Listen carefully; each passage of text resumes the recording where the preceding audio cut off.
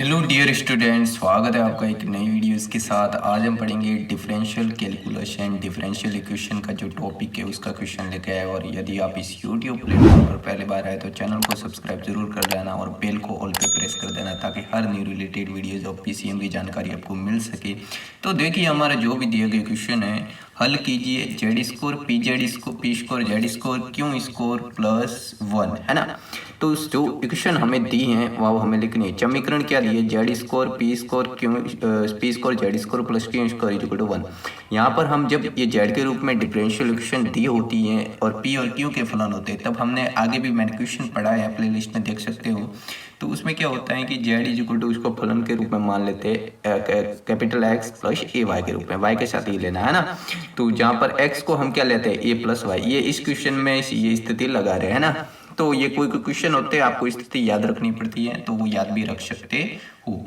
तो देखिए, यहाँ पर देखिए P is equal to d Z upon D x माना, और जो इस क्वेश्चन में P की जगह मैंने D Z upon D x माना। इसके सापेक्ष P का D Z upon D x के सापेक्ष डिफरेंशियल है, और Q को हमने A D Z upon D x माना। इसके सामने देखिए यहाँ पर हमने ए वाई के साथ ए लिया ना, तो ये P है और ये Q है एक तरह से, है ना, P प्लस Q है। तो इस प्रकार इसको a D Z upon D x माना, और तो a D z d x upon यानी कि इसको d Z upon d y के रूप में माना इसको पूरे को, है ना। तो देखिए, रूपांतरित डिफरेंशियल इक्वेशन क्या हो जाएगी? जेड स्कोर जो और पी स्कोर की जगह हम क्या लिख सकते हैं? D Z upon D X क्या हो जाएगा? स्कोर, और जेड स्कोर प्लस, अब क्यू की जगह हम क्या लिख सकते हैं? A D Z upon D X. तो A score D Z upon D x का स्कोर हो जाएगा, है ना। ये क्यू का मान यहाँ पर रखा, तो हो जाएगा A score D Z upon D X score is equal to 1। तो जेड स्कोर यहाँ से देखिए, इधर भी जेड स्कोर है और इधर भी है ना, जेड स्कोर प्लस ए स्कोर बीच में बन रहा है।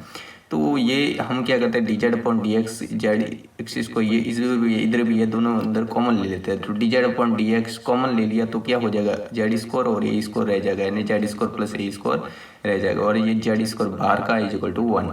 तो देखिए यहाँ पर अब हम क्या करते हैं? जेड अपॉन यहाँ पर हम ले लेते हैं अंडरूट ले लेते हैं, वर्गमूल कर देते हैं। तो इसका हो जाएगा जेड, इसका हो जाएगा रूट जेड स्कोर प्लस ए स्कोर, और ये डी जेड है, ये इधर रहेगा, क्योंकि डी जेड का जब स्कोर का वर्गमूल हो जाएगा डी जेड ही रह जाएगा, और डी एक्स स्कोर का जब यहाँ से वर्गमूल हो जाएगा तो डी एक्स रह जाएगा। अब हम इसका करेंगे इंटीग्रेशन, समाकल करेंगे। तो देखिए, समाकल जब करेंगे हमें पता है कि जब ये 1/2 है ना, जेड स्कोर प्लस एन इसके ऊपर घात 1/2 हो गई है ना, और ये टोटल 3/2 है ना। तो यानी कि जेड स्कोर देखिए यहाँ पर जेड स्कोर प्लस ए स्कोर, यानी जेड स्कोर प्लस ए स्कोर के क्या हो जाएगा? ऊपर घात 1 प्लस हाफ जुड़ जाएगी, है ना, 3/2, और नीचे भी हाफ जुड़ जाएगी, यानी 3/2।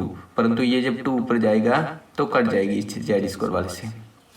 तो यहाँ से देखिए, इसको d z d x is equal to x plus इसका डी एक्स का एक्स प्लस बी समाकल स्थिरांक लिया है ना, हमने समाकलन स्थिरांक ले लिया है। तो यहाँ हो जाएगा z score plus A square 3/2 is equal to, यहाँ से हो जाएगा 3x, यहाँ से ये हो जाएगा 3x प्लस बी। अब इसका हम करते हैं वर्ग, क्या करते हैं? वर्ग। तो यहाँ से देखिए, जेड स्कोर प्लस ए स्कोर, इसका वर्ग करेंगे यानी स्कोर करेंगे, इससे 2 से 2 कट जाएगा, तो z score plus A square is equal to 3 रह जाएगा घात, और इसका वर्ग करेंगे तो 9x प्लस बी का होल स्कोर हो जाएगा। तो x की जगह, कैपिटल X की जगह हमने देखी यहाँ पर एक स्थिति मानी थी, कैपिटल X की जगह हम क्या मान सकते हैं? यानी कि कैपिटल X की जगह x प्लस ए वाई मान सकते हैं ना।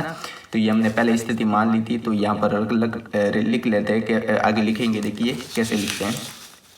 तो देखिए, जेड स्कोर प्लस ए score cube 9x, capital X की जगह ये लिखना है x प्लस ए वाई, तो यानी कि x प्लस ए वाई प्लस बी स्कोर, जो कि पूर्ण समाकल रूप हो गया। अब देखिए, यहाँ तक ये पूर्ण समाकल रूप है, परंतु इसमें जो आगे क्वेश्चन किया आपकी बुक में, उसमें हमने z और a और p और q के मान निकाले हैं, और उसको RHS के बराबर रखा है और LHS सिद्ध किया है। तो यहाँ तक करे तो भी सही है, और आपको अगर करना है जो बुक में दिया है तो कर सकते हो। तो देखिए, z a व b के सापेक्ष अब करेंगे हम डिफरेंशियल अवकलज करेंगे। तो क्या हो जाएगा? यहाँ से देखिए, इसका अवकलज हो जाएगा, इसका हो जाएगा 18, 9 दूनी 18 x प्लस ए वाई प्लस बी, इसका हो जाएगा, क्या हो जाएगा इसका अवकलज? 3 जेड स्कोर ए प्लस, यानी ए के सापेक्ष है ना, तो ए के सापेक्ष हो जाएगा 6 जेड स्कोर प्लस ए स्कोर का स्कोर, और वापस ए का ए हो जाएगा, है ना। और बी के सापेक्ष इसके तो b है नहीं तो इसका तो 0 हो जाएगा। इसके क्या हो जाएगा, 9 दूनी 18 हो जाएगा, x plus a plus y b हो जाएगा इक्वल टू 0। इसको हमने इक्वेशन नंबर 3 दे दिया।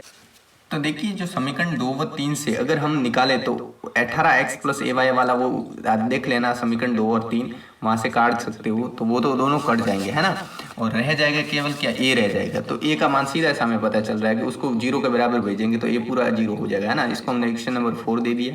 और समीकरण 1 व 3 4 से अब देखिए तो ए का मान जब वहाँ रखेंगे तो जेड इक्वल टू भी 0 हो जाएगा, जेड इक्वल टू 0 हो जाएगा, तो पी इक्वल टू और क्यू भी 0 हो जाएगा। सब संतुष्ट कर देना। आप देख सकते हो जो पीछे क्वेश्चन मैंने दिए हैं, तो पीछे जो इक्वेशन दी है उसमें ये मान रखने, ए का मान 0 रखेंगे, जेड भी 0 आ जाएगा, जेड का 0 रखेंगे, पी और क्यू। तो सबके मान 0 हो रहे हैं। अब सबके मान 0 हो रहे हैं तो जेड बराबर 0 पर विचित्र समाकल नहीं, यानी कि सभी तो 0 हो रहे हैं तो विचित्र इंटीग्रेशन नहीं है। तो दी गई समीकरण क्या है, विचित्र समाकल नहीं है, इसका कोई हल नहीं निकल सकता। Thanks for watching the videos. मिलते हैं एक नई वीडियोज के साथ, तब तक के लिए धन्यवाद। वीडियोज़ को ज़्यादा से ज़्यादा अपने साथियों के साथ शेयर कीजिए और वीडियो पसंद आए तो वीडियो को लाइक करना ना भूलना।